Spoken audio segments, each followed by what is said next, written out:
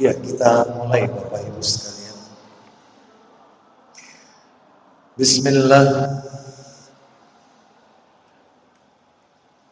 Assalamualaikum warahmatullahi wabarakatuh.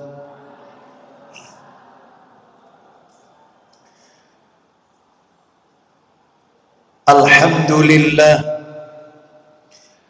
alladzi bi ni'matihi tatimmus shalihat wa ashhadu an la ilaha illallah wahdahu la syarika lah wa ashhadu anna muhammadan abduhu wa rasuluh. Ya ayyuhalladzina amanu taqullaha haqqa tuqatih wa la tamutunna illa wa antum muslimun. Amma ba'du, fa inna asdaqal hadisi kitabullah wa khairal hadi hadi Muhammadin sallallahu alaihi wasallam wa syarral umuri muhdatsatuha wa kullu muhdatsatin bid'ah wa kullu bid'atin dhalalah wa kullu dhalalatin finnar. Ikhwan wa akhwati fillah, bapak-bapak, ibu-ibu, kaum muslimin dan muslimah, jamaah majelis taklim Masjid Besar Ar-Rayyan, Perumahan Citra Harmoni, yang semoga dimuliakan oleh Allah Subhanahu wa ta'ala. Kepada segenap pengurus takmir Masjid Ar-Rayyan yang semoga dirahmati oleh Allah Subhanahu wa ta'ala, puji dan syukur senantiasa kita panjatkan kepada Allah Tabaraka wa ta'ala atas segala karunia nikmat yang telah Allah berikan kepada kita. Dan di antara sekian banyak kenikmatan-kenikmatan yang Allah limpahkan kepada kita dan kita rasakan pada pagi hari ini adalah Allah Subhanahu wa ta'ala kembali mempertemukan kita di salah satu rumah Allah dari sekian banyak rumah-rumah Allah yang ada di muka bumi ini, yaitu Masjid Ar-Rayyan, di dalam rangka talabul ilmi, menuntut ilmu. Semoga niat kita, langkah kaki perjalanan kita menuju rumah Allah ini semuanya tercatat di sisi Allah sebagai pemberat timbangan amal kebajikan kita kelak di yaumil mizan. Bapak Ibu kaum muslimin dan muslimah rahimani wa rahimakumullah, pagi hari ini seperti biasa kajian kita di Masjid Ar-Rayyan di Sabtu pekan pertama. Materinya adalah membahas kitab yang ditulis oleh Syekh Yusuf bin Abdullah bin Yusuf Al-Wabil hafizahullah ta'ala, kitab yang berjudul Asyratus Sa'ah, kitab yang sudah diterjemahkan ke dalam bahasa Indonesia dengan terjemahan bebas Ensiklopedi Hari Kiamat menurut sunnah yang sahih. Menurut catatan saya, terakhir pertemuan kita di bulan Desember 2023, karena di bulan Januari saya uzur, maka kita telah menuntaskan tanda-tanda kecil kiamat yang nomor 19, yaitu peperangan melawan orang Yahudi. Hari ini kita akan memasuki bab baru. Kita akan membahas tanda-tanda kecil kiamat yang nomor 20 sekaligus 21. Karena dua nomor ini materinya sama-sama memiliki kesamaan terkait subtema sama. Apa itu tanda-tanda kecil kiamat yang nomor 20 dan 21? Saya akan tampilkan pada layar tanda-tanda kiamat nomor 20 dan 21.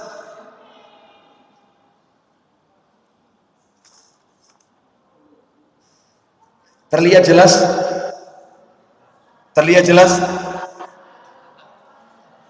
Hah? Jelas ya? Jelas kan ya? Terlihat kan? Jelas ya? Jelas. Baik.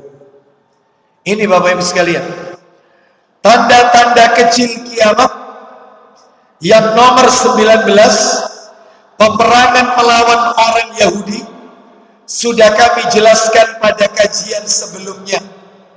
Hari ini kita akan memasuki tanda-tanda kecil kiamat nomor 20 dan 21. Yang nomor 20, berlomba-lomba menghias masjid dan berbangga-bangga dengannya.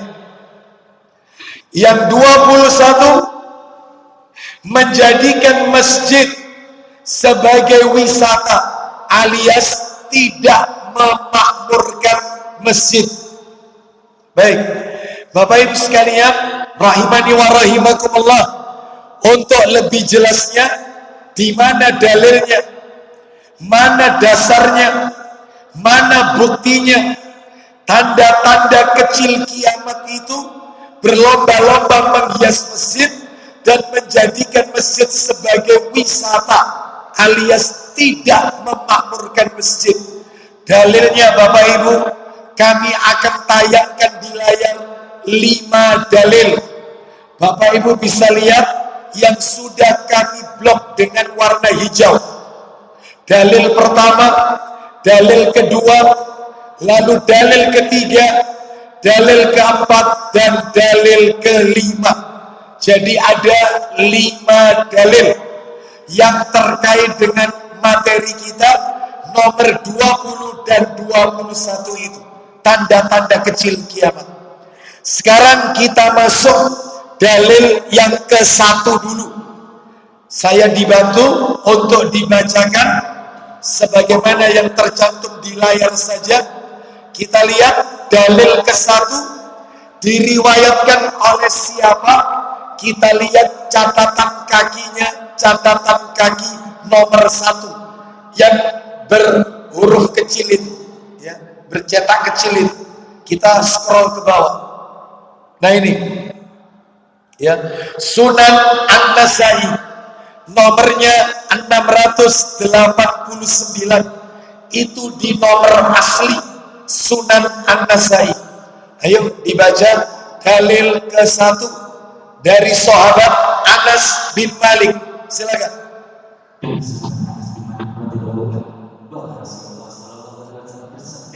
Min asyratis sa'ati an yatabahan nas fil masajid. Silakan. Ulang lagi. Apa itu?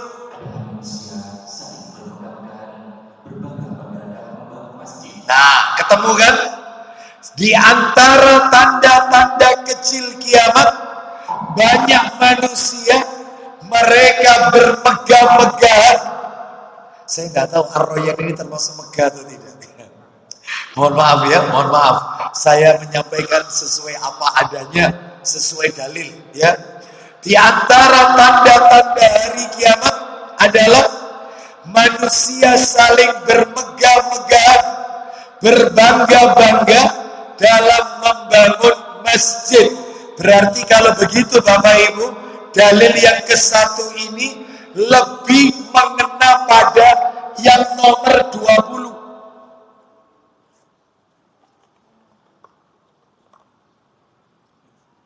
Lebih mengena pada yang nomor 20 ini. Berlomba-lomba menghias masjid dan berbangga-bangga dengannya. Dalilnya ada di sini, dalil ke-1. Sekarang kita lihat dalil kedua. Siap Abu Hurairah, kita dengarkan dulu di mana ini dasarnya. Dalil kedua, lihat catatan kaki nomor 2, footnote nomor 2. Kita lihat ke bawah. Nah itu Sahih Bukhari yang bawah ini.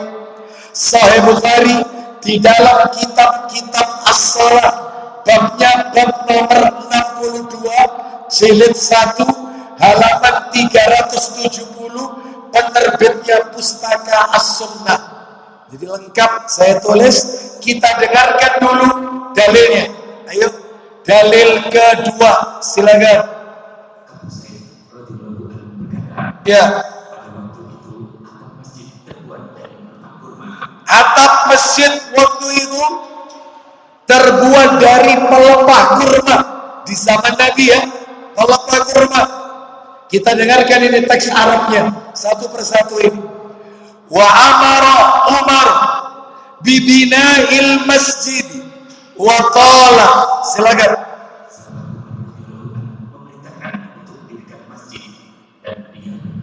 Apa kata Umar bin Khattab radhiyallahu anhu? Ini zaman kekhalifahan Umar bin Khattab radhiyallahu anhu. Apa katanya? Akan nasa minal matari wa iyyaka an tuhammira an tusaffira fataftinan nas. Silakan.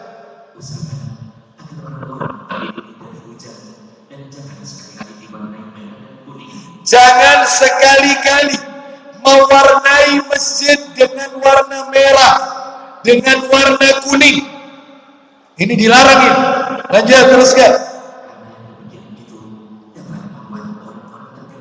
Karena yang demikian itu bisa mengganggu para jamaah yang sedang beribadah. Ya. Terus kita lanjutkan. Wa qala Anas yatabahawna biha thumma la ya'murunaha illa qalilan. Silakan. Iya. Ulang lagi katanya Anas. Namun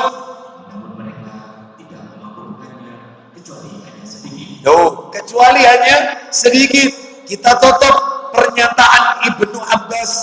Wa qala Ibnu Abbas radhiyallahu anhu la tuzakhrifunnaha kama zakhrafat al-yahudu wan nasara. Silakan. Sungguh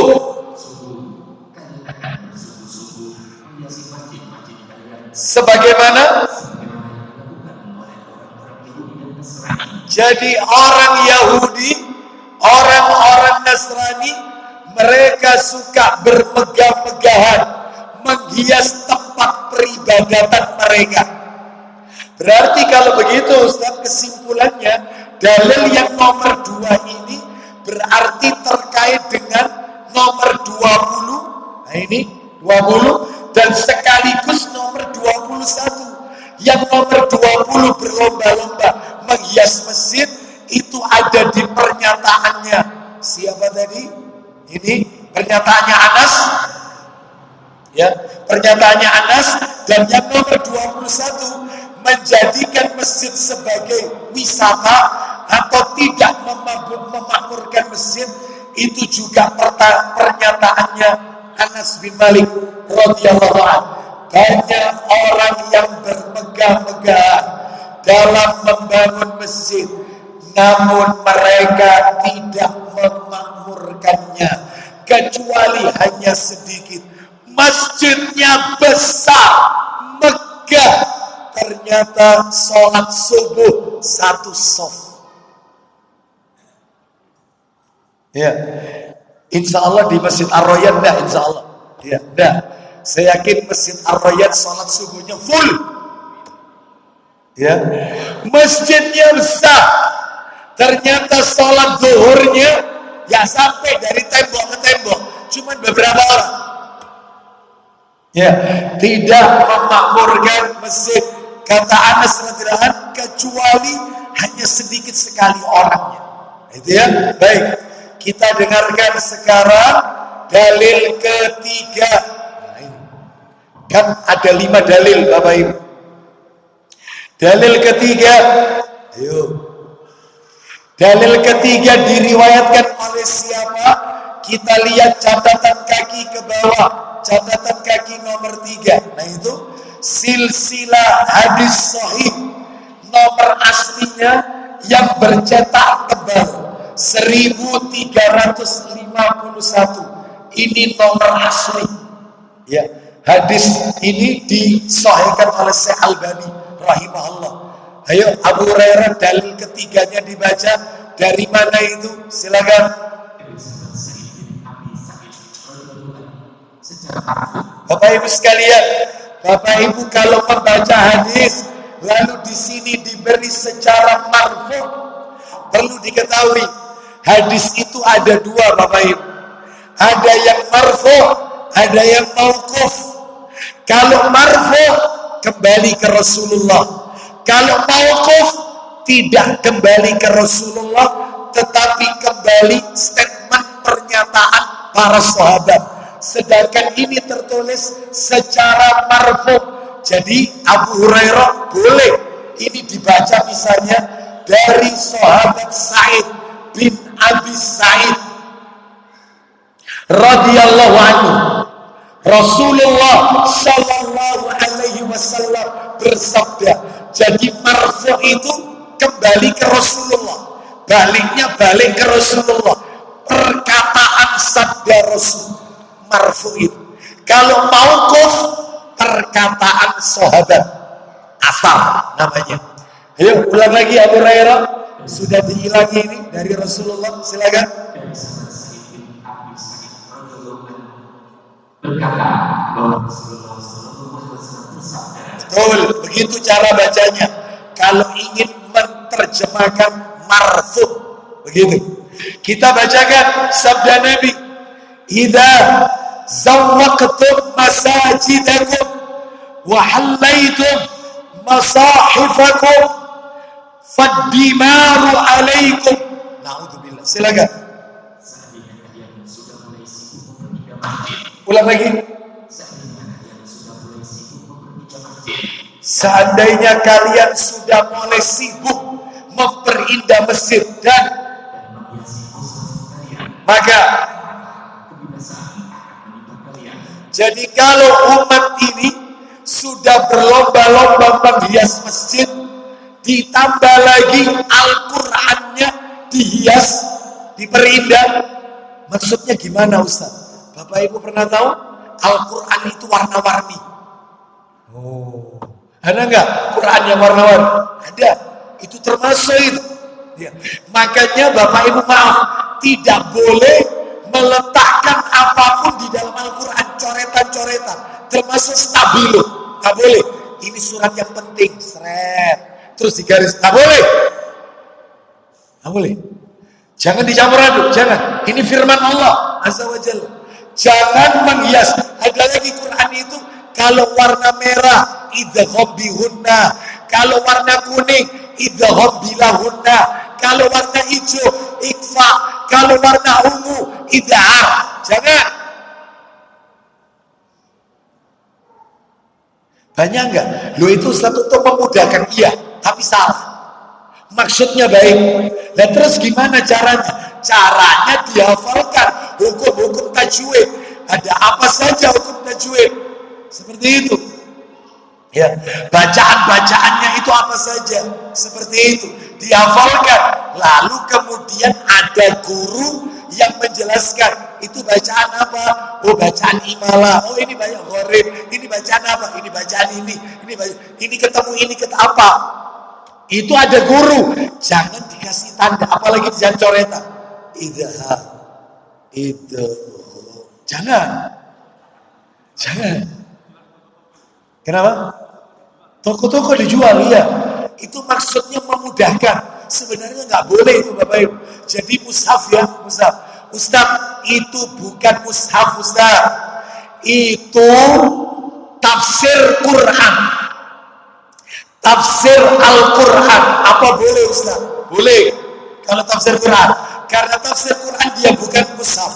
Karena terjemahannya, penjelasannya lebih banyak ketimbang ayatnya. Satu ayat tapi sampai berlembar-lembar penjelasannya. Makanya orang wanita haid boleh nyentuh kulit, nyentuh, nggak apa-apa. Karena dia bukan mushaf. Yang nggak boleh itu, sebentar, ini Quran terjemah. Oh, enggak, bukan. Ini mushaf ini. Terjemahannya tafsir. Tafsir tapi teksnya teks Arab. Quran sampingnya Arab tulisannya, ya, seperti itu. Nah, ini kan satu ayat sekian banyak, satu ayat. Maka dalam hal ini bagi wanita haid selama itu bukan mushaf, nggak apa-apa. Tetapi kalau mushaf, ketika menyentuh sebaiknya dia memakai sarung tangan, kain pelapis. Ya, kita lanjutkan. Syukur-syukur kalau dia tidak menyentuh tetapi hafalan, boleh membaca tidak menyentuh tapi hafalan bagi wanita yang berhalangan. Kita lanjutkan kembali ke sini. Jadi tidak boleh menghias mushaf, nggak boleh. Ibu-ibu itu, Ustaz, Qurannya itu bagus-bagus, Ustaz. Dikasih sampul, ya, sampulnya warna pink. Ada nggak? Ya. Terus macam-macam, ya, warna-warni. Ada pitanya, Ustaz. Pitanya warna ungu lagi. Sudah sampulnya pink, pitanya ungu. Ya Allah, ya. Terus kemudian dikasih nama, gitu ya. Sudah dipesankan nama, label, miliknya siapa ini. Boleh enggak, Ustaz? Hindari. Yang mushaf saja, mushaf, tanpa dikasih embel-embel apa-apa. Sudah. Gitu ya. Baik. Kita lanjutkan. Jangan memperindah masjid dan menghias masjid. Ancamannya apa? Nih, ancamannya. Kebinasaan akan menimpa kalian. Gitu ya. Kita lanjutkan dalil keempat. Nih, dari mana ini riwayatnya? Kita tarik ke bawah lagi. Ternyata kitabnya sama. Silsilah hadis sahih. Nomornya 649. Itu nomor asli. Kita dengarkan siap Abu Hurairah baca Abdullah bin Mas'ud seperti tadi, karena di sini ada kata-kata marfu. Silakan.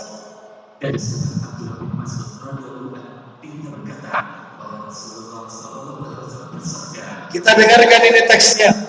Inna min ashratis sa'ati an yamurra ar-rajul fil masjid la yusalli fihi rak'ataini. Silakan. Loh, ini tanda-tanda kiamat. Apa itu? Ada seseorang memasuki masjid namun tidak mengerjakan sholat 2 rakaat tahiyatul masjid di dalamnya. Nah, seperti itu. Jadi mereka masuk masjid, dia tidak mengerjakan sholat tahiyatul masjid. Saya tanya, ada enggak orang itu cari masjid untuk pipis, buang hajat? Ada ya? Ada ya? Jadi dia cari masjid, nggak cari rest area. Cari masjid untuk cari toiletnya masjid. Seperti itu. Setelah buang hajat, buang air kecil, pergi lagi. Jadi dia tidak wudu, lalu sholat 2 rakaat. Ya ini yang dimaksud ini. Jadi masjid itu cuma sebagai tempat lintasan untuk buang hajat. Ini yang dimaksud. Itu tanda kecil kiamat. Tanda itu. Seperti itu. Jadi kalau sudah di jalan, ya, delok masjid mari, bukan mau bensin, bukan. Delok masjid. Ya. Lu kenapa mau sholat? Enggak. Ya. Aku kebelet. Nah ini ya, ini tandanya. Ini tandanya ya. Baik. Sekarang dalil kelima. Nah ini. Dalil kelima. Wah ini banyak ini. Banyak. Dalil kelima. Kita lihat dari mana ini dalil kelima ini. Dasarnya kita tarik ke bawah. Nah ini yaitu catatan kaki nomor 389 pada buku Ensiklopedia Hari Kiamat menurut Sunnah yang Sahih karya Syekh Yusuf bin Abdullah bin Yusuf Al-Wabil, penerbitnya Pustaka Ibnu Katsir, halamannya 180. Nah di situ dalilnya ada di situ. Ayo dibaca, silakan.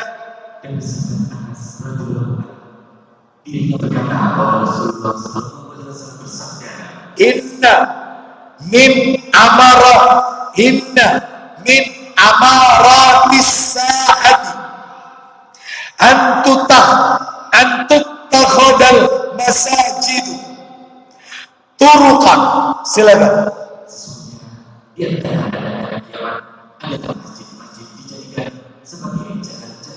Masjid dijadikan sebagai jalan-jalan. Contohnya, kasih contoh. Masjidnya besar.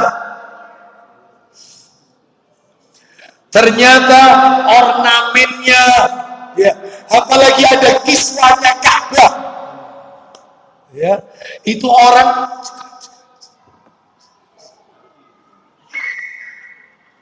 bukan sholat, selfie dikenakan sama ornamennya masjid. Sudah. Seperti itulah yang terjadi di Masjidil Haram dan Masjid Nabawi juga. Mereka tidak sholat, mereka tidak berzikir, mereka tidak berdoa, apalagi masjid di negeri kita. Seperti itu. Apalagi masjidnya dekat pasar. Jadi dari belanja ke pasar, setelah itu kemudian ke masjid, cuma dodo-dodo di teras masjid. Seperti itu. Yang lebih parah lagi, bapak-bapaknya nggak sholat, malah di teras.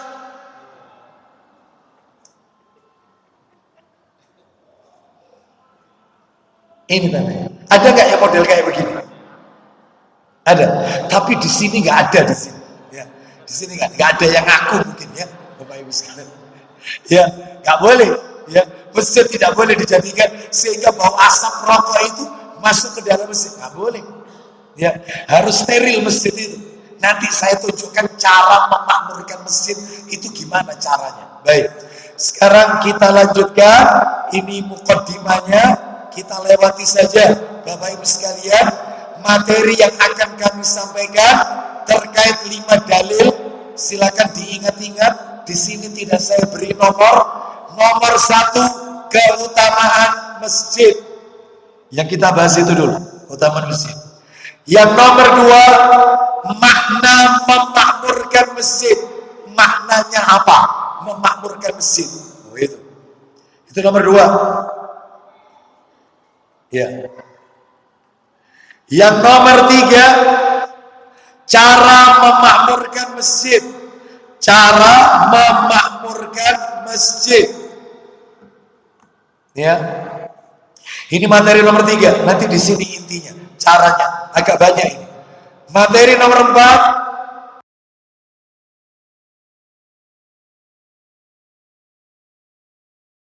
tidak boleh menghias, tidak boleh jual beli, tidak boleh meninggikan suara di dalam masjid. Maksudnya meninggikan suara di sini adalah mencari, yaitu keluarganya yang hilang. Tapi kalau dipakai untuk berdakwah, sebagai Nabi ketika berkhutbah, Nabi menyampaikan kajian berkhutbah, itu sampai matanya merah, urat-uratnya itu terlihat. Tinggi suaranya Nabi. Boleh dakwah. Ini yang tidak boleh itu menjerit, ya, teriakan, manggil orang, misalnya, nggak boleh dalam masjid, nggak boleh. Ya, misalnya teman-teman ibu-ibu, misalnya ada di tempatnya, bu, di dalam, nggak boleh. Ya, nggak boleh meninggikan suara, mengumumkan mencari barang hilang telah diketemukan sebuah jam tanah. Bagi siapa yang merasa kehilangan, harap menghubungi takmir masjid. Nggak boleh, nggak boleh, nggak boleh ngomongkan. Termasuk mengumumkan berita kematian. Inna lillahi wa inna ilaihi rajiun, telah meninggal dunia, dimakamkan, disolati pukul sekian. Nggak boleh. Dan terus gimana caranya supaya kaum muslimin bisa sholat? Sekarang zaman sosmed, medsos, apalagi di perumahan-perumahan sudah ada grup warga, grup RT, grup RW, cukup di-share di situ. Tidak boleh diumumkan melalui pengeras suara masjid, karena masjid tidak dibangun untuk seperti itu. Ya, banyak nggak yang model kayak begini? Ya. Ya, termasuk menjadikan kuburan sebagai masjid. Ya, seperti itu dan seterusnya. Nanti kita bahas. Terus kemudian yang keberapa ini? Materi keberapa ini? 5 ya. Yang kelima, seputar sholat tahiyatul masjid. Jadi ada 14 poin terkait sholat tahiyatul masjid. Nah, kalau waktunya tidak cukup, ya kita lanjutkan bulan depan, insya Allah. Ya, kalau dipertemukan kembali oleh Allah. Kita lanjutkan sekarang keutamaan masjid. Nomor 1, kita bahas keutamaan masjid. Keutamaan masjid, masjid memiliki banyak keutamaan. Saya berikan beberapa saja, mudah-mudahan mewakili dari sekian yang banyak. Saya sebutkan 3 saja. Dilihat di layar. A, B, C. Ini keutamaannya. A, B, C. Apa saja keutamaan masjid? A, masjid adalah tempat yang paling dicintai Allah Subhanahu wa ta'ala daripada tempat-tempat lainnya yang ada di muka bumi ini. Itu yang ada di muka bumi ini, ya. Jadi masjid tempat yang dicintai oleh Allah. Dalilnya di mana? Ayo Abu Hurairah dibaca itu, silakan dibaca. Catatan kakinya nomor 8 dulu. Di mana itu? Nah itu Sahih Targhib wa Tarhib, catatan kaki nomor 8. Sahih Targhib wa Tarhib nomornya 324. Sekarang kita baca, silakan, dari Abu Hurairah. Beliau juga namanya Abu Hurairah juga. Dari Abu Hurairah katanya. Ya, silakan. Rasulullah SAW bersabda. Kita dengarkan isi sabdanya. Ahabbul biladi ilallahi masajidaha wa abghadul biladi ilallahi aswaquha. Silakan. Yang paling dicintai oleh Allah dari suatu tempat ialah masjidnya, dan yang paling dibenci ialah pasarnya. Mall. Ya, itu. Tempat yang paling dicintai Allah, masjid. Tempat yang paling dibenci oleh Allah, yang paling gak disukai, itu mall, pasar. Pasar kering, pasar basah, pasar tradisional, pasar modern, termasuk mall. Itu tempat yang paling dibenci oleh Allah dan paling disukai oleh syaitan.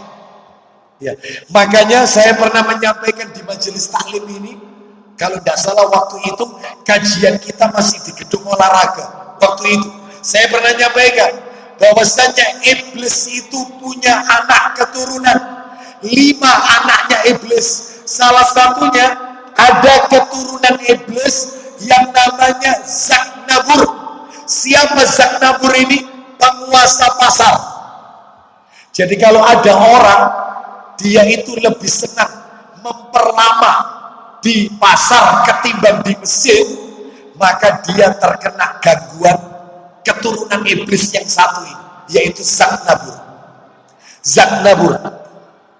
Ya, Zaknabur. Jadi keturunan iblis itu ada 5. Perlu saya kasih tahu lagi? Ya, apa perlu saya ulang lagi? Anak keturunannya iblis. Perlu enggak? Enggak usah ya? Enggak usah. Ibu-ibu bilang enggak usah kok. Ya. Hah? Kenapa? Diulang lagi. Oh gitu ya. Baik. Anak keturunan iblis. Ya. Ini kita lihat di sini. Materi saya. Sebentar. Nah, ini. Judulnya Bapak Ibu. Nah ini ya. Kurikulum vitae of Iblis. Kurikulum vitae, resume of Iblis. Itu mantap itu. Kita lihat jumlah anak keturunan iblis sama namanya ada 5. Dalilnya di mana? Lihat kolom yang sebelah kanan. Judulnya kitabnya Talbis Iblis, karyanya Ibnu Jauzi, halaman 37, penerbitnya Pustaka Al-Kautsar. Judul terjemahannya Perangkap Syaitan. Anaknya 1 yang bercetak tebal ini nama-nama keturunannya iblis. 1, Sabar, pakai Sabar. Dia adalah pembawa musibah yang menyebabkan manusia menampar pipi-pipi mereka, merobek saku, ucapan-ucapan jahiliyah. Jadi kalau ada orang kehilangan orang yang dia cintai, mukul-mukul tubuhnya, terus dia berteriak, mengoyak-ngoyak rambutnya atau mengoyak-ngoyak tubuh jenazah, ya nggak terima, itu terkena gangguan ini. Sabar. Contoh termasuk sedih berkepanjangan, lihat foto suami nangis, buka lemari kelihatan bajunya suami yang sudah wafat, eling diene nangis, itu kena ini. Gimana caranya orang itu dibuat lupa sama zikir? Orang itu disibukkan dengan kesedihan, lupa sama baca Quran, lupa sama berzikir. Itu tugasnya itu, sabar. Yang nomor 2, akwar. Oh bahaya ini, bahaya. Akwar itu apa? Bukan Anwar ya, akwar. Ada komanya itu, akwar.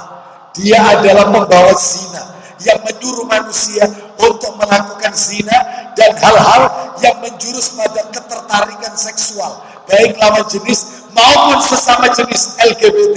Contoh, dikit-dikit kalau buka HP, dikit-dikit buka YouTube, kelihatan aurat ini, aurat wanita yang tidak halal dia lihat. Semakin dipencet tambah horor, belakang ke bawahnya tambah horor, terus rasa pengen taunya. Itu kena itu dia. Suka baca yang maaf berbau ke arah porno, seneng dengarkan yang kayak gitu-gitu, itu kena itu. Itu ya. Terus yang ketiga, wah ini yang ketiga miswak. Dia adalah pembawa dusta yang mendengar sesuatu lalu dia mendatangi seseorang lalu menyampaikan apa yang telah didengarnya. Gosip, hoax. Sampai jari ini Abu Aslam itu, jari ini. Terus ini, jari ini. Ya itu, ini. Tapi sampai ojo ngomong-ngomong lo ya, Iya insya Allah gak ngomong-ngomong. Temenan lo bu, ojo. Ketemu temannya, sampai ngerunda. Tapi ojo ngomong-ngomong lo ya, terus gitu. Ya ini. Miswak. Ini. Pokoknya setiap dengar, sampaikan. Jadi telinganya menjadi keranjang sampah. Apalagi sekarang ini rame-ramenya dunia politik. Dengar apa? Share. Dengar apa? Padahal dia nggak tahu kenyataannya. Makanya nggak usah. Ini bukan wilayah kita. Anda taklim aja, nggak usah bahas politik. Anda taklim aja, ya. Nuntut ilmu, banyak berdoa supaya negeri kita diberikan pemimpin yang terbaik menurut Allah Azza wa Jalla. Di situ aja. Siapapun orangnya, segitu aja. Menurut Allah Azza wa Jalla. Itu aja. Kita lanjut. Sekarang nomor 4. Lah, ini bahaya ini, Dasim. Namanya Dasim. Si kurang ajar satu ini, Dasim. Saya katakan kurang ajar lah, wong ini anaknya iblis. Ya. Gak usah disanjung. Tugasnya menyusup ke dalam diri seseorang, lalu orang tersebut menampakkan celah kepada keluarganya, sehingga membuat keluarganya marah-marah. Dia ini munculnya di rumah tangga. Contohnya, istri sudah maksimal dan melayani suami, tetap salah di mata suami, tetap ada nggak model kayak gitu? Dicari-cari kesalahan. Masaanmu kok kasih begini? Aku iki kerja iki angel lho delek kerja iki. Delek rezeki ini sulit. Lah kok masamu ngene terus ngene? Nyacat. Iya. Padahal ini istri udah capek ini. Iya. Nanti apalagi pokoknya barang kecil dibuat besar. Ya ini. Basic. Masuk. Istri juga begitu. Sudah bosan sama suaminya. Ya, sudah bosan sama suaminya. Ya. Dia lebih senang taklim sama ustadznya daripada ketemu sama suaminya. Ya. Sampai seperti itu, ya. Ya Allah, nggak boleh. Ya. Jadi dia sampai ada seseorang akhwat. Nah, dia bertanya ini di majelis. Bolehkah seorang istri ketika dia duduk bersama suaminya, dia membayangkan itu adalah ustadznya? Haram. Nggak boleh, haram. Ya, hati-hati. Ya ini kenain. Makanya bapak-bapak dituntut pandai berhias, ibu-ibu dituntut pandai berhias. Tidak mungkin pasangan kita akan pindah ke lain hati kalau kita mampu, yaitu berhias dan yaitu memberikan apa yang mereka butuhkan. Baik, kita lanjutkan nomor 5. Lah ini yang tadi saya singgung, ini zaknabur. Apa zaknabur ini? Penguasa pasar, baik tradisional maupun yang modern, seperti mall dan lain-lain. Itu ya, seperti itu. Pengen jadi pengikutnya iblis, pengen jadi pengikutnya syaitan, ada passwordnya. Passwordnya ini maksudnya kata aku, kalimat kesombongan. Jadi kalau ada orang dikit-dikit sopo mana nih ke aku kok, itu password. Dalilnya di mana ini? Surat Shaf ayat 76. Gitu ya, surat Shaf ayat 76. Jadi kalau Bapak Ibu lihat kurikulumnya ini, namanya iblis, gelarnya laknatullah, dalilnya ada Al-Hijr ayat 27, lahirnya kapan? Sebelum Adam. Kantornya, ada office-nya. Iblis punya kantor. Di mana kantornya? Thailand. Rumah yang tidak disebut nama Allah, rumah yang di dalamnya ada patung, makhluk, termasuk boneka-boneka bernyawa, makhluk bernyawa, nggak boleh. Alamat adresnya neraka jahanam. Singgah sananya lautan, iblis itu lautan. Agamanya kafir, Al-Baqarah 34. Jabatannya panglima tinggi kekufuran, kesiringan. Masa jabatan sejak menolak sujud kepada Nabi Adam sampai kiamat, itu masa jabatannya.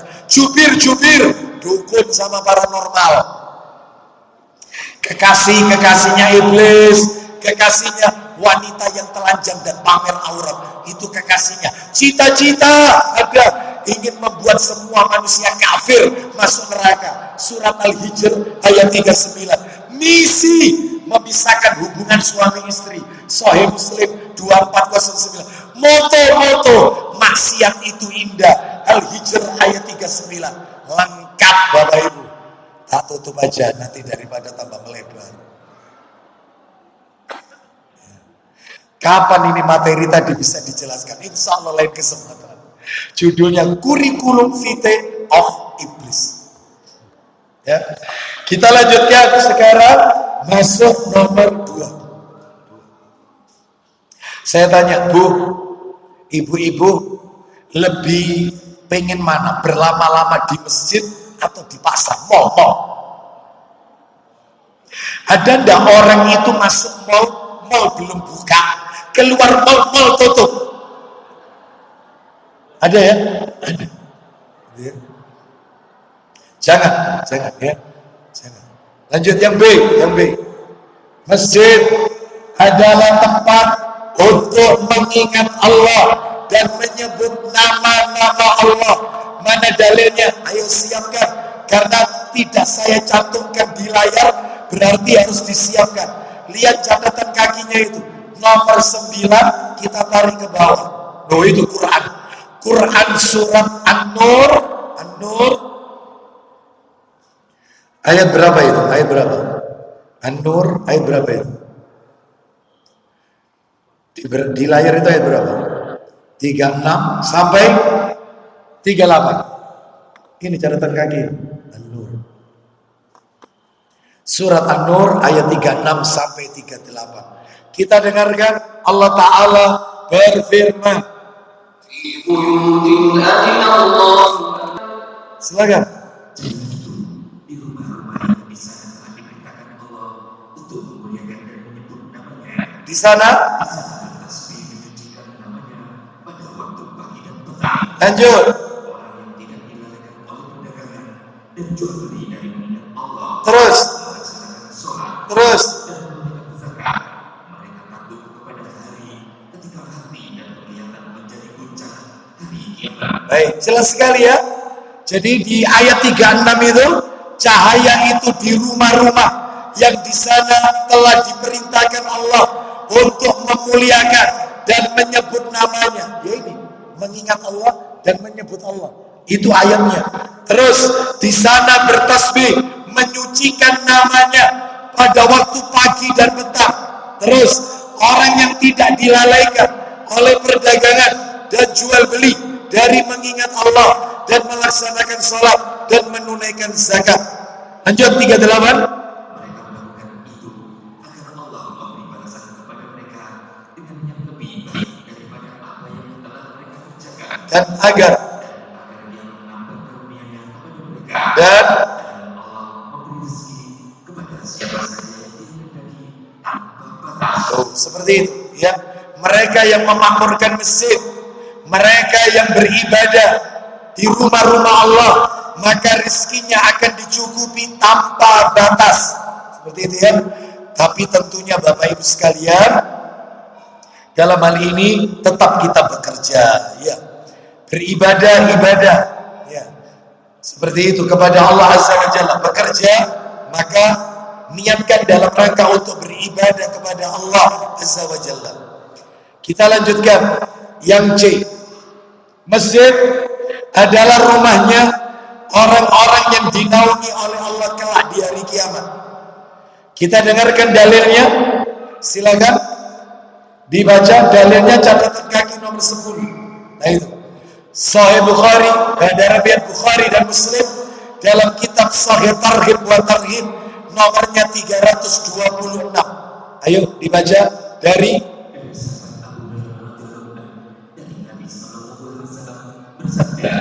Sab'atun yudhilluhumullahu fi dhillihi yawma la dhilla illa dhilluh wa rajulun qalbuhu mu'allaqun fil masajid. Silakan. Ada 7 golongan yang dapat naungan dari Allah pada hari kiamat, Terus di mana tidak ada sama sekali naungan pada hari itu melainkan naungan dari Allah. siapa salah satu dari 7 golongan tersebut? Silakan. Orang yang tidak bergantung di masjid, terikat dengan masjid. apa itu maksudnya? Nah ini kita lihat ini perkataannya Imam An-Nawawi rahimahullah. Beliau mengatakan yang dimaksud mu'allaqun fil masajid, orang yang hatinya bergantung di masjid. Imam An-Nawawi rahimahullah mengatakan maksudnya adalah sangat mencintai masjid, senantiasa melaksanakan sholat berjamaah di dalam masjid. Jadi maknanya bukan terus-menerus duduk di masjid, bukan. Jadi kemana saja kita berada, yang dicari itu masjid terdekat mana, bukan pasar terdekat. Ibu-ibu, bapak-bapak keluar kota kemanapun, mana masjid terdekat, supaya kita bisa beribadah. Seperti itu, ya.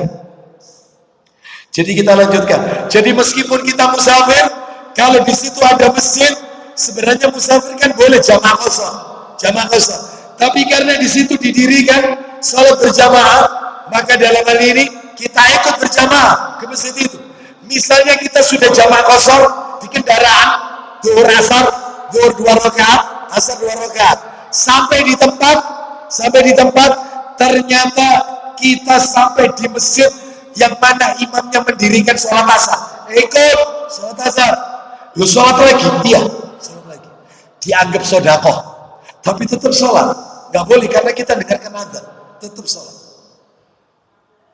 Tetap sholat. Ya, baik. Jadi ini menunjukkan kepada kita, nah, ya, sebagaimana beberapa waktu yang lalu, ya, pernah terjadi seperti ini, safar, zuhur dan asar, nah, di perjalanan. Jamaah qashar, begitu sampai di tempat, ternyata tiba waktu asar, adzan asar, ya, dan masjid itu mendirikan sholat berjamaah. Maka ya kita sholat lagi, seperti itu. Kita lanjutkan.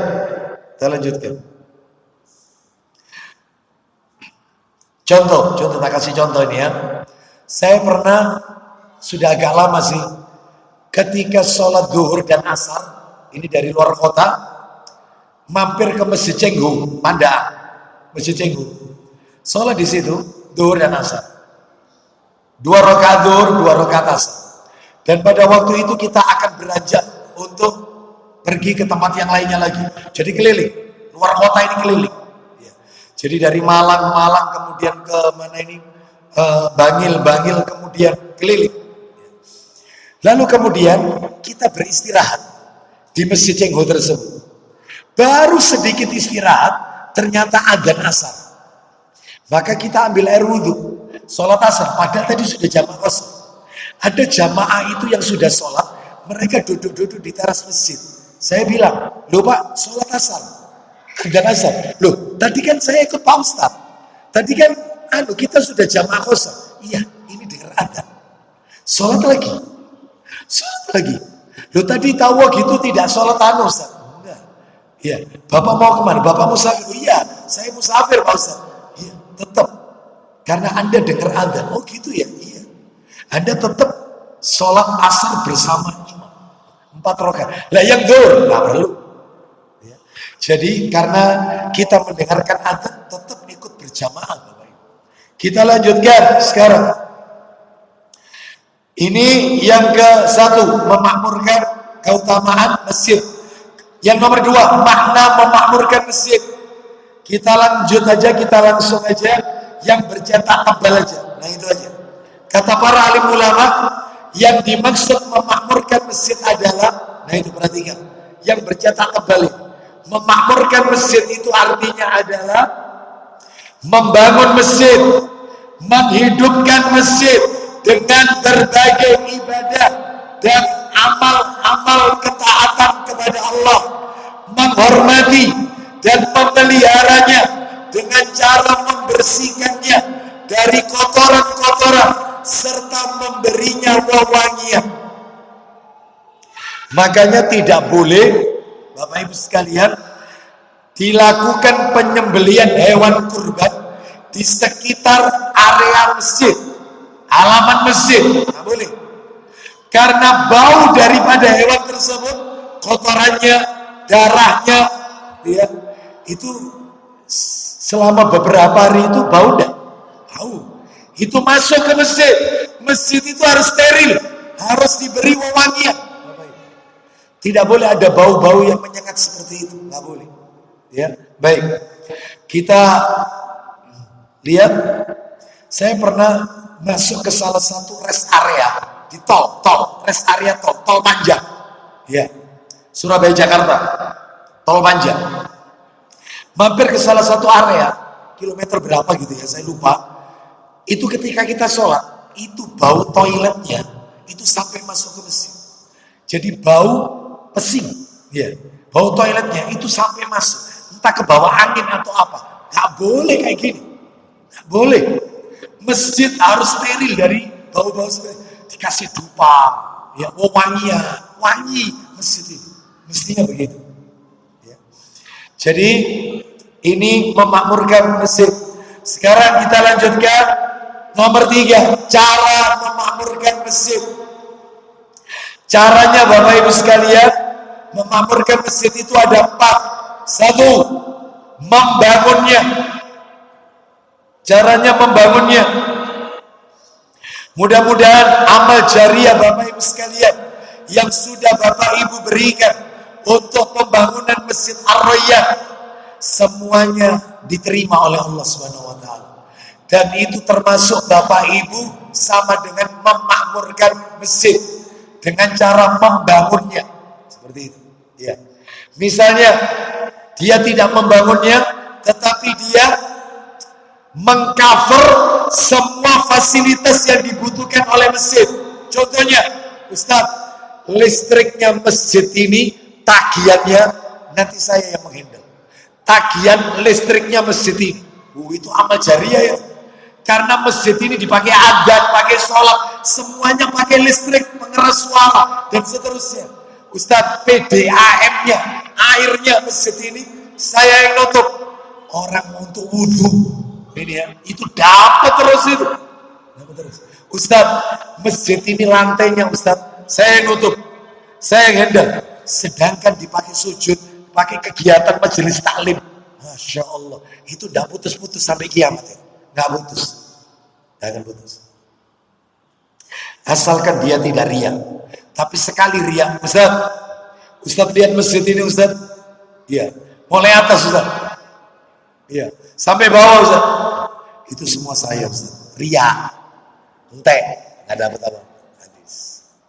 Habis. Ya. Baik, jadi membangunnya. Baik. Kita lanjutkan. Mana ini? Dalilnya. Dalilnya silakan dilihat di layar catatan kaki nomor 13 riwayat Bukhari Muslim dalam kitab Shahih Targhib wa Tarhib nomornya 268. Kita baca. Ayo Abu Hurairah, silakan.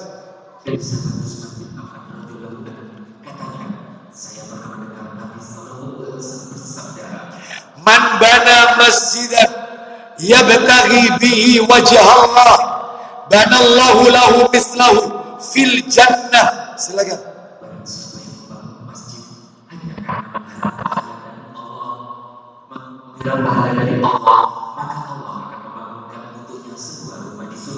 Mudah-mudahan kita semua termasuk di dalamnya, dapat rumah di surga.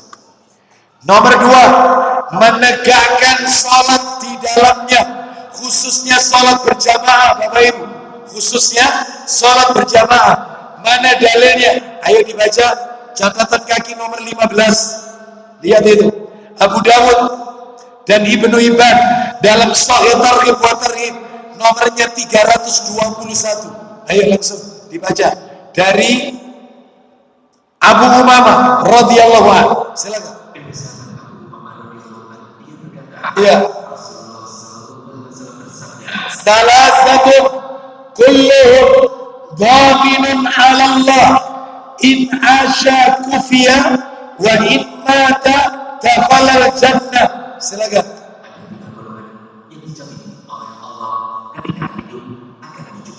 Terus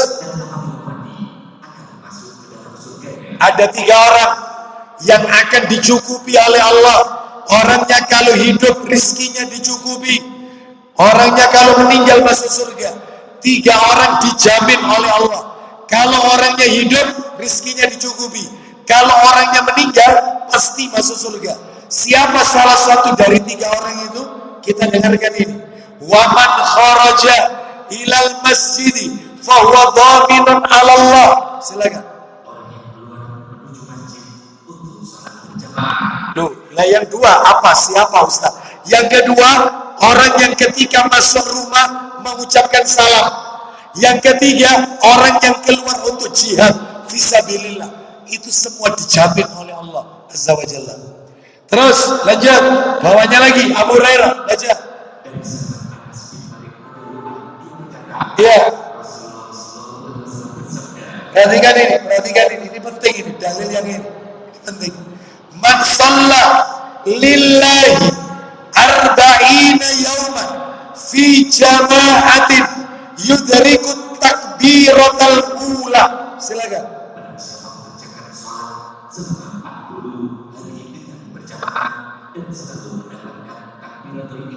40 hari loh ya, 40 hari. Subuh, zuhur, asar, maghrib, isya kali 40 hari. Berarti 200 waktu. Tidak pernah ketinggalan takbiratul ihram imam. Tidak pernah. Jadi imam belum takbir, dia sudah ada di belakang. Tidak pernah ketinggalan. Ya, baik. Maka siapa yang melakukan itu 40 hari, selalu berjamaah, selalu mendapatkan takbiratul ihram, maka kita lihat kutibat lahu bara'atani, bara'atun minan nar wa bara'atun minan nifaq. Silakan. Maka ditulis untuknya dengan dua kebebasan. Apa itu? Yaitu kebebasan dari neraka dan kebebasan dari sifat munafik. Ternyata Bapak Ibu, banyak jamaah kita yang salah memahami hadis ini. Mereka beranggapan itu bukan 40 hari, tapi 40 waktu, berarti 8 hari. Makanya nggak usah kaget, jamaah haji itu di Madinah itu selalu 8 hari. 8 hari, 8 hari, sehari kan 5 kali sholat, 5 kali 8, 40. Baru ketika 8 hari, mereka langsung ke Mekah. Mereka salah memahami hadis ini. Yang benar itu bukan 8 hari, tapi yang benar itu bukan 40 waktu, tetapi 40 hari. Berarti 200 waktu. Ya, arba'in di Madinah, istilahnya gitu. Gitu ya. Itu mereka salah 8 hari. Mestinya 40 hari itu blek di Madinah atau di Mekah, dan itu tidak harus Madinah Mekah, di masjid kita pun sama 40 hari ya, tidak pernah ketinggalan takbiratul ihram imam. Itu dijamin bebas neraka, bebas munafik. Bisa kira-kira? Berat Ustaz, berat ini ya, berat ini ya. Kita lanjutkan, ayo dalil berikutnya. Abu Hurairah, lanjut aja silakan, dalilnya menyusul nanti. Dibaca aja dalilnya. Iya.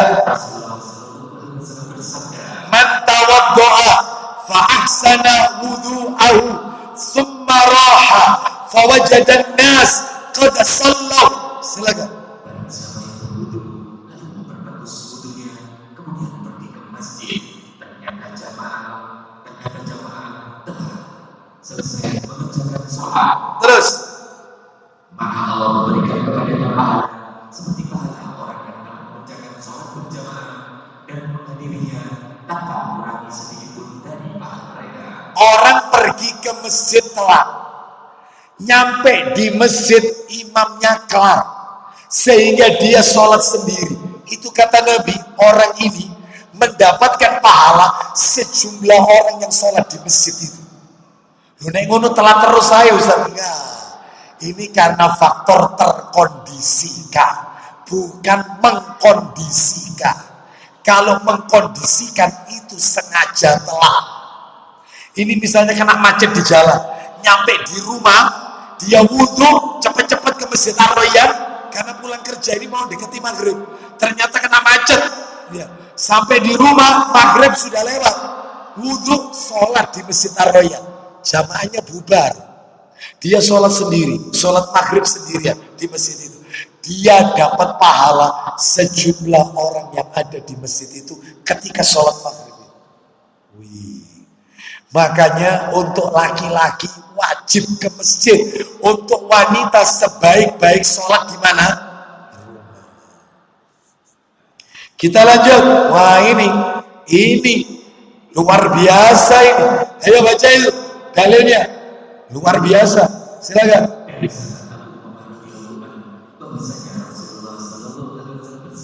Lihat teks Arabnya.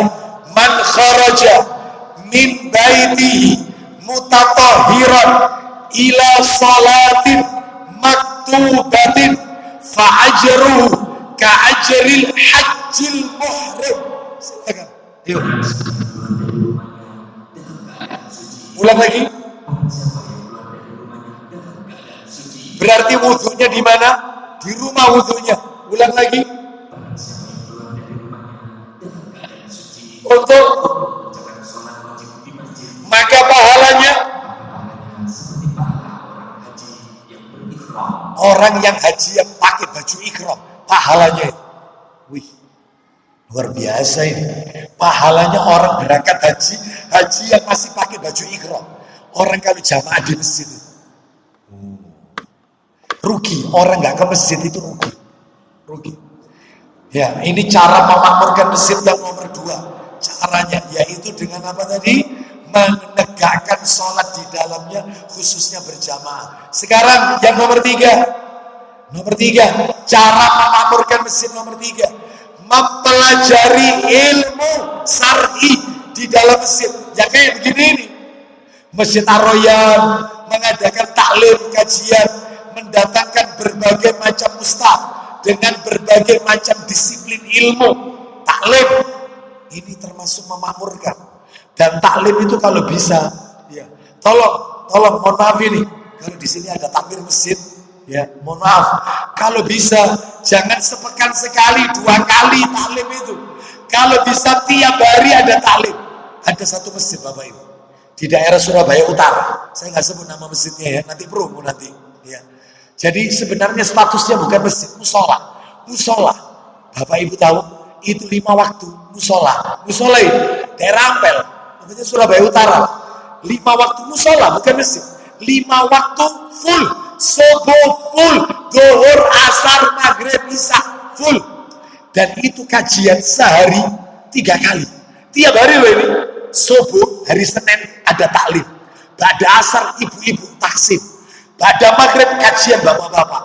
Nanti entah itu bahasa apa. Selasa subuh, asar, maghrib.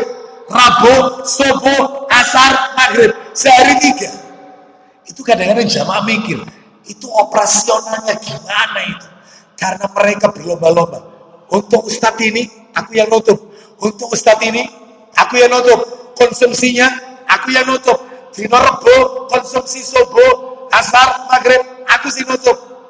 Rebutan, makmur masjidnya. Dan Anda kalau musolanya makmur. Kita kalau masjid masuk musolanya, ya Allah, dingin dan wangi. Serasa kita ada di Madinah. Serasa kita ada, ya Allah, nikmat. Musola ini tidak besar tapi makmur. Ya, makmur. Itu mestinya senang kalau punya tempat ibadah kayak gitu. Ya, makmur. Ya, baik. Kita lanjutkan, Bapak Ibu sekalian. Jadi tolong dipakai taklim. Jangan pelit masjid. Jangan uang kas itu di kelompok nonton. Undang. Ya. Apa ini? Datangkan kajian-kajian, semarakkan masjid. Karena ada masjid itu senang kalau uang kasnya banyak. Ada nggak? Ada. Gitu ya, seperti itu. Berlomba-lomba banyak-banyak uang kas masjid. Saldo masjid sekian, ya, dan seterusnya. Kalau bisa, gitu ya, untuk jamaah lagi. Gitu ya. Bahkan Bapak Ibu, mohon maaf ini. Kalau hari Jumat, di Jumat ini ya, itu ada salah satu masjid, bukan musola, masjid di mana Surabaya Utara. Itu kalau hari Jumat setelah Jumatan, itu jamaahnya nasi kabuli, nasi biryani, nasi bukhari. Pernah ngadakan prasmanan. Jadi jamaah ini dimanjakan. Sekian jamaah banyak ratusan orang dimanjakan. Kau pengen apa? Makan. Itu. Ya Allah, ya rame masjidnya. Pengen buah, kasih buah, pengen ini. Masya Allah. Gak pelit masjidnya, gak pelit. Ya, ayo, mestinya kita harus mencontoh yang seperti ini. Ya, kita lanjutkan. Nah, ini mempelajari ilmu syar'i di dalamnya. Mana dalilnya? Ayo dibaca. Itu, silakan.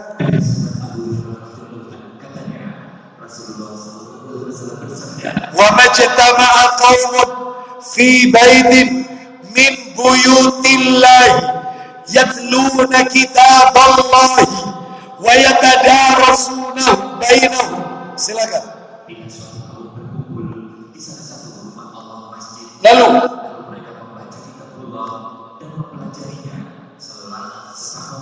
mereka mempelajari sesama mereka. Ya seperti yang kita lakukan hari ini. Apa itu pahalanya? Illa nazalat alaihimus sakinah wa ghasyiyatuhumur rahmah. Itu bukan kha, itu ha itu. Ini salah ini. Ini titiknya salah, ini titiknya. Ini ha ini mestinya. Ini Ini bukan kha, ya.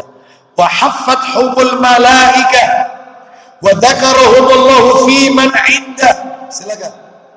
Tidurkan kepada mereka Ketenangan terus. Loh, mudah-mudahan kita dapat. Lanjut. Lanjut.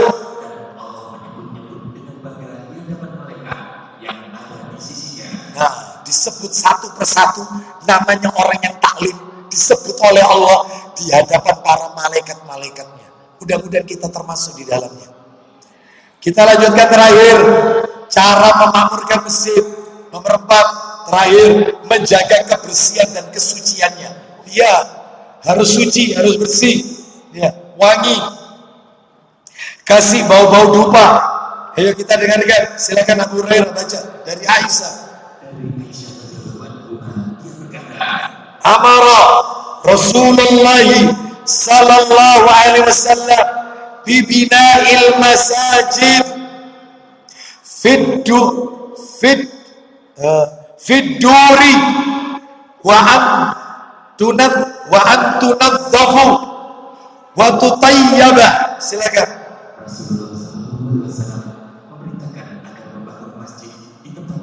Lalu dan diberi wangi-wangian seperti itu ya.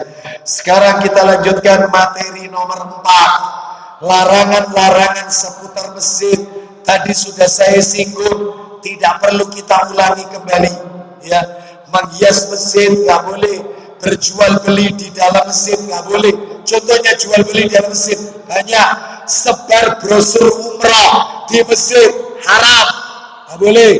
Ngadakan kajian, foto ustadznya di apa itu namanya itu, spanduk apa, balio ditaruh di masjid, foto ustadznya gambar makhluk bernyawa di dalam masjid nggak boleh. Jangankan itu, bangku-bangku ngaji yang lipat itu kadang-kadang ada stiker anak-anak, gambar anak-anak sedang, itu nggak boleh. Tidak boleh gambar makhluk bernyawa di masjid. Terus biasanya Ustaz fulan, Syekh dari Palestina misalnya, atau Ustaz dari mana, luar kota, atau misalnya, terus di sini ada tulisan pojok, sponsor by apa, ya, minuman apa, sama dengan jual beli. Ini termasuk, nggak boleh, ini nggak boleh. Ini mestinya panitia untuk lain kali. Ini dilepas. Jangan ada merek-merek begini. Nggak boleh. Ini sama dengan promo. Nggak boleh. Nggak boleh. Ya, seperti itu. Nggak boleh ya. Hati-hati. Ustaz, ada seorang ustaz memakai gamis. Gamisnya ada mereknya. Ya, itu gimana itu ustaz? Ada mereknya itu. Pertanyaannya, kalau si ustadz itu dapat royalti sama si punya produk merek itu, maka ustadznya kena dalil, nggak boleh. Tapi kalau ustadznya lillahi ta'ala, dia memakai baju itu bukan untuk promo, dia nggak dapat royalti dari yang punya produk, yaitu desainernya atau yang jual, maka nggak apa-apa ya kayak begini, nggak apa-apa. Ya, oleh karena itu Bapak Ibu sekalian, jadi hati-hati ya, hati-hati. Pakai jilbab. Ya ibu-ibu, jilbabnya ada mereknya di sini. Baik, Bapak. Abu Aslam. Masa Abu Aslam? Ya. Abu Aslam Collection. Wow, ya. Anda dapat royalti enggak dari Abu Aslam? Enggak ada apa Ustaz? Saya beli ya, saya pakai. Ya. Perkara orang mau niru saya, kok kepingin bagus, kainnya bagus, dipakai enak. Enggak panas, seterusnya misalnya ini. Enggak masalah. Boleh. Seperti itu. Tapi kalau itu dia dapat, ya apa itu, beli berapa, ya dapat royalti atau apa, nah ini nggak boleh. Ya. Jangan promo, sebar brosur, ya umrah nggak boleh. Seperti itu ya. Baik. Kita lanjutkan. Bapak Ibu sekalian, rahimani wa rahimakumullah. Yang penting dia tidak menginfokan kepada banyak orang. Ya, kecuali itu dia lakukan untuk dirinya sendiri, ya, tanpa ada kepentingan dia promokan kepada orang lain, bukan, ya. Baik, kita lanjutkan sekarang yang nomor 3, mengangkat atau meninggikan suara di dalam masjid. Ini nggak boleh. Nomor 4, mengumumkan atau mencari barang hilang di dalam masjid. Nomor 5, menjadikan kuburan sebagai masjid juga nggak boleh. Contohnya sholat di atas kuburan atau sholat menghadap kuburan. Di sekitar masjid itu ada kuburan, entah di bagian belakang atau samping kanan, ini nggak boleh, nggak boleh. Kecuali tembok kuburan dengan temboknya masjid itu berbeda, ada pembatasnya, nggak apa-apa. Tapi kalau itu masih satu area, nggak boleh. Sholat di situ tidak diperbolehkan. Termasuk berdoa menghadap kuburan dan menjadikan sebagai arah kiblat atau tawaf, nggak boleh. Makanya Bapak Ibu kalau doa ziarah kubur, mendoakan Allahumma firlahu warhamhu, itu nggak boleh ngadep kuburan, itu ngadepnya ngadep kiblat. Tapi kalau menyampaikan salam kepada penghuni kubur, itu boleh ngadep kuburan. Assalamualaikum ahlad diyari minal mu'minina wal muslimina, itu ngadep kubur. Tapi begitu mendoakan mereka, Allahumma ighfir lahum warhamhum wa'afihim wa'fu anhum wa akrim nuzulahum wa basing, itu menghadap kiblat. Sekarang kita lanjutkan seputar sholat tahiyatul masjid. Kita tuntaskan Bapak Ibu sekalian. Sudah jam 11 kurang ya. Sudah jam 11 kurang. Sholat tahiyatul masjid. Nah, kita lewati aja, kita jelaskan ringkas saja seputar sholat tahiyatul masjid. Bapak Ibu, lihat Bapak Ibu catatan kaki nomor berapa ya? Ini berapa ya? 28 ya? 28 ya? Lihat itu, 28. Nah itu. Ini ya, catatan kaki nomor 28. Ini kalau saya klik, sini tidak ada wifi ya. Ini kalau saya klik maka akan muncul nanti keterangannya. Saya nukilkan dari artikelnya Ustadz Dr. Raihanul Bahrain hafizahullah ta'ala. Judulnya Sholat Tahiyatul Masjid di artikel muslim.org.id. Itu ya. Maka bisa disimpulkan sholat tahiyatul masjid. Satu dalilnya, ayo Abu Hurairah cepat dikit. Dalilnya tahiyatul masjid, ayo dibaca. Iya. Idza dakhala ahadakumul masjida falyarka' rak'ataini qabla an yajlis. Silakan.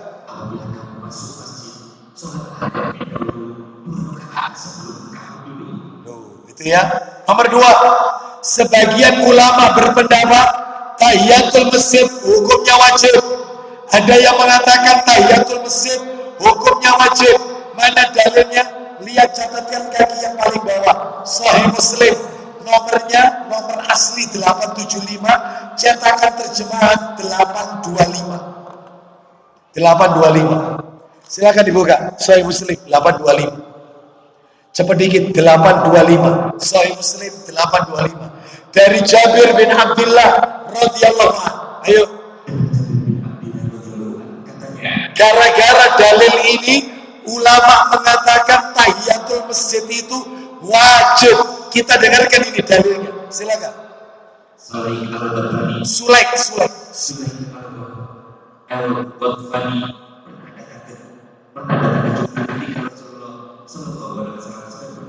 Jadi dia datang ketika Nabi khutbah Jumat. Lanjut. Terus. Loh, padahal orangnya sudah duduk lah ini. Orangnya duduk ini, sudah duduk. Namanya Sulaik. Nabi pas khutbah, sama Nabi ditegur Sulaik. Apa kata Nabi? Wahai Sulaik, berdiri.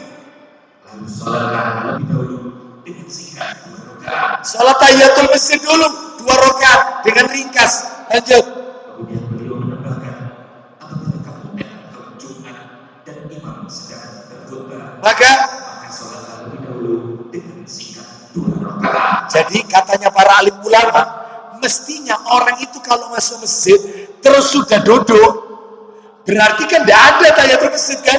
Tadi itu yang dibaca, ayo Abu Hurairah, diulang lagi. Langsung artinya. Ini kan, coba lihat pelan-pelan Abu Hurairah. Artinya langsung aja, apabila kamu masuk masjid, salatlah terlebih dahulu 2 rakaat sebelum kamu duduk. berarti kalau sudah duduk, nggak ada salat tahiyatul masjid. Tetapi tadi, orang tadi sudah duduk, sama Nabi ditegur. Hai Sulaik, berdiri, sholat 2 rakaat tahiyatul masjid. Gitu. Berarti wajib kalau gitu, wajib. Kata sebagian ulama, gara-gara dalil tadi. Terus ulama yang lain, nah itu, lihat nomor 3, paling atas. Sebagian ulama yang lain berpendapat tahiyatul masjid itu sunnah, tidak wajib.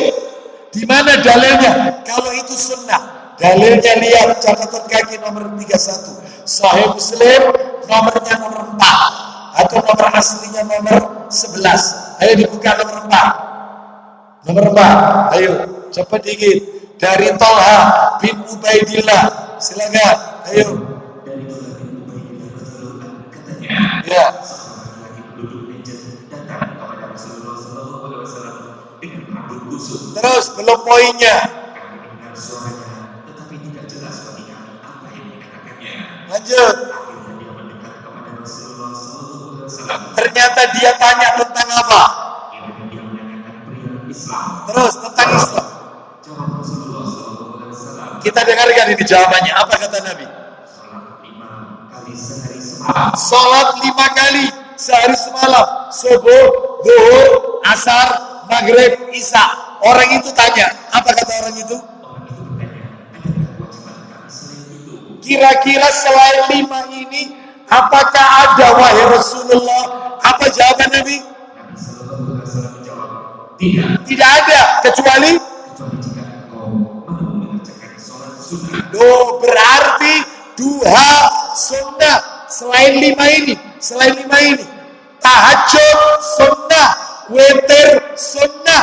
Tahiyatul masjid sunnah. Selain 5 ini. Ini yang katanya ulama. Tahiyatul masjid sunnah. Gak wajib. Selain yang 5 ini soalnya. Nabi yang bilang. Tapi ulama yang lain mengatakan wajib. Gara-gara kasus cerita tadi. Sudah duduk Jumatan. Disuruh berdiri orangnya. Sholat. Wajib berarti. Ayo mau pilih yang mana?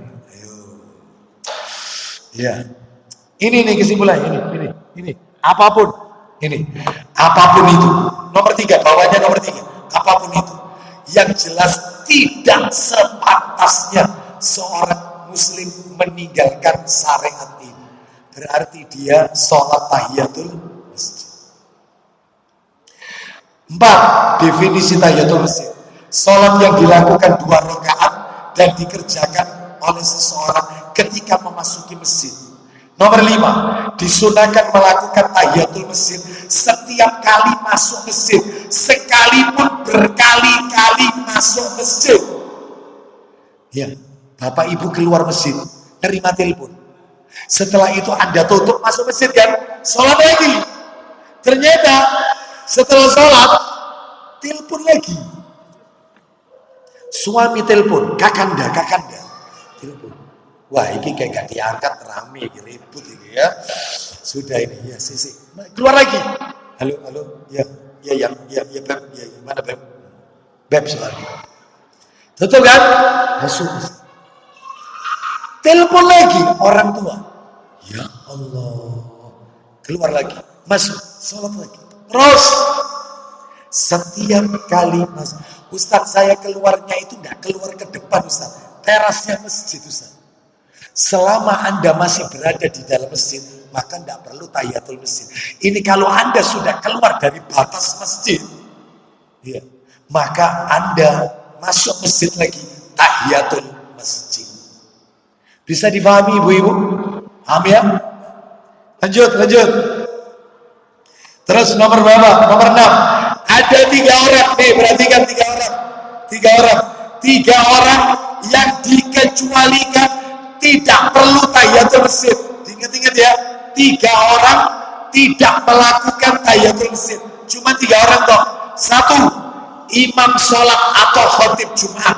disunahkan bagi imam itu datang akhir dan kedatangannya sebagai tanda untuk mengumandangkan azan. Namun jika imam sholat datang lebih awal, maka ia tetap disyariatkan untuk mengerjakan sholat tahiyatul masjid. Jadi khotib Jumat itu mestinya sunnahnya itu datangnya akhir. Contoh, Jumatan di Ar-Royan 11.45. Ar-Royan Jumatan 11.45. Itu khotib datang 11.44. Jadi begitu dia masuk ke ruangan sana, masuk itu. Jadi dia begitu masuk dari sana, parkir mobil, masuk, langsung naik. Itu yang benar itu. Jadi nggak pakai tahiyatul masjid, dikecualikan khotib Jumatin. Langsung naik. Masuk, lanjut, mulai. Assalamualaikum warahmatullahi wabarakatuh. Duduk, baru adzan. Allahu Akbar. Itu mestinya. Jadi yang tidak dikecualikan ini, tidak tahiyatul masjid nomor 1 khotib, termasuk imam tetap. Jadi imam tetap itu, imam tetap masjid, ketika dia datang, itu sudah di Saudi gitu. Di Saudi, Mekah, Madinah. Jadi kalau imamnya, imam besar Masjidil Haram, Masjid Nabawi, itu datang, dikawal polisi, itu semua jamaah umroh, jamaah semua pada berdiri. Karena dia langsung ada di tempat, langsung qomat. Jadi qomat itu pertanda qomat, kalau imam itu sudah datang. Makanya masjid itu begitu mestinya. Jadi imam tetap datang, masuk, langsung qomat. Allahu Akbar, Allahu Akbar, asyhadu an la ilaha illallah. Jadi dia langsung ada di situ. Itu pengecualian. Kecuali kalau khotib Jumatnya datangnya lebih awal. Jumatan di Ar-Royan 11.45. Dia datang jam 11 persis. Ya tetap tahiyatul masjid. Tetap. Tapi yang benar, yang sesuai sunnah, datangnya mepet mau adzan. Cuman kalau khotib mepet mau adzan, diteleponi terus sama takmir. Ya, saya itu di jalan. Ya, itu. Ustaz sampai mana Ustaz? Ustaz sampai mana? Lancar kan Ustaz? Lancar, insyaallah lancar ya. Sampai mana? Sudahlah, saya OTW. Jam berapa sih? Jam berapa? 11.45 Ustaz, dimulai Ustaz. Sekarang jam berapa? 11.40. Insyaallah sebentar lagi nyampe. Loh iya, tapi Ustaz kan hadir dulu. Sunnahnya ya akhi, anak nyampe langsung. Loh Ustaz ya, tahiyatul masjid dulu. Langsung sunnahnya itu khotib Jumat itu. Betul, saya masuk lanjut. Tapi saya dirasani khotib kotal gak tahiyatul masjid, gak apa, wajar. Mestinya begitu, mepet khotib itu sama imam. Terus orang kedua siapa? Marbot masjid, yang membersihkan masjid. Lah kalau terus dia sholatnya entek, gak kerja ini Bapak Ibu sekalian. Iya, marbot, ngepel, ya keluar, ya misalnya dia ngambil apa. Dan terus kalau dia tiap masuk sholat tahiyatul masjid, habis waktunya untuk sholat. Jadi dikecualikan marbot. Nomor 2. Nomor 3, masuk masjid saat iqomah atau imam tengah mengerjakan sholat fardu. Jadi Anda masuk masjid, Allahu Akbar, Allahu Akbar, asyhadu an la ilaha illallah. Jadi nggak ada tahiyatul masjid, langsung aja masuk shaf untuk sholat bersama imam karena sudah paham ya? Baik. Jadi ada berapa yang dikecualikan tidak tahiyatul masjid? Berapa orang? Ya. Nomor 7 disyariatkan mengerjakan tahiyatul masjid di setiap waktu. Tidak ada waktu terlarang. Jadi panjenengan taklim di Masjid Ar-Royan, taklimnya ba'da asar. Ternyata ibu-ibu telat kena macet, baru masuk Masjid Ar-Royan 4:30. Atau mungkin bapak-bapak misalnya masuk Masjid Ar-Royan maghrib ke jam 6 kurang 2 menit, 6 kurang 3 menit, masuk Masjid Ar-Royan 5:30. Gak apa-apa. Jadi tidak mengenal waktu-waktu terlarang. Ada taklim di Masjid Ar-Royan, ibu-ibu, bapak-bapak sholat di masjid lain, ternyata terdengar kabar Masjid Ar-Royan ada kajian. Anda keluar dari masjid di sana, di luar sana, masuk kajiannya pada subuh. Anda masuk Masjid Ar-Royan, langsung sholat 2 rakaat. Lu sholat apa ini? Sholat sunat tahiyatul masjid. Lu katanya tidak boleh sholat sunnah setelah subuh. Yang tidak boleh itu sholat sunnah rawatib. Tapi kalau sholat taubat, sholat sunnah tahiyatul masjid, gak apa-apa. Karena sholat ini gak mengenal waktu-waktu terlarang. Gak mengenal. Ya, tahiyatul masjid termasuk. Kapanpun boleh. 8. Waktu pelaksanaannya adalah ketika orang masuk masjid dan belum duduk. Adapun jika dia telah duduk, tidak disyariatkan mengerjakan tahiyatul masjid. Ini bagi hukumnya yang sunnah, bagi hukumnya yang meyakini yang wajib. Tetap buktinya Jumatan tadi Nabi menyuruh untuk berdiri. Tetap. 9. Nah ini penting. Jika seseorang masuk masjid langsung duduk karena dia lupa dan mengerjakan sholat tahiyatul masjid, maka ia tetap disyariatkan mengerjakan sholat tahiyatul masjid. Ya, maaf, ini bukan dari. Saya ulang, jika seseorang masuk masjid langsung duduk karena ia tidak tahu atau lupa dari mengerjakan sholat tahiyatul masjid, maka ia tetap disyariatkan mengerjakan sholat tahiyatul masjid dengan syarat jarak antara duduk dengan waktunya tidak terlalu lama. Jadi dia masuk masjid langsung duduk sambil baca Al-Quran, baru dia astagfirullah, belum tahiyatul masjid, langsung sholat. Nggak apa-apa kalau waktunya tidak terlalu lama. Tapi kalau waktunya sudah lama, maka tidak perlu tahiyatul masjid. 10. Apabila seseorang masuk masjid saat dikumandangkan adzan, maka yang sesuai syariat adalah ia menjawab seruan adzan dan menunda tahiyatul masjid. Jangan tahiyatul masjid dulu, dengarkan adzan. Karena saat itu menjawab adzan adalah lebih penting, kecuali kalau ia masuk masjid saat adzan Jumat. Ya, sedangkan adzan Jumat berlangsung setelah khatib menyampaikan salam untuk memulai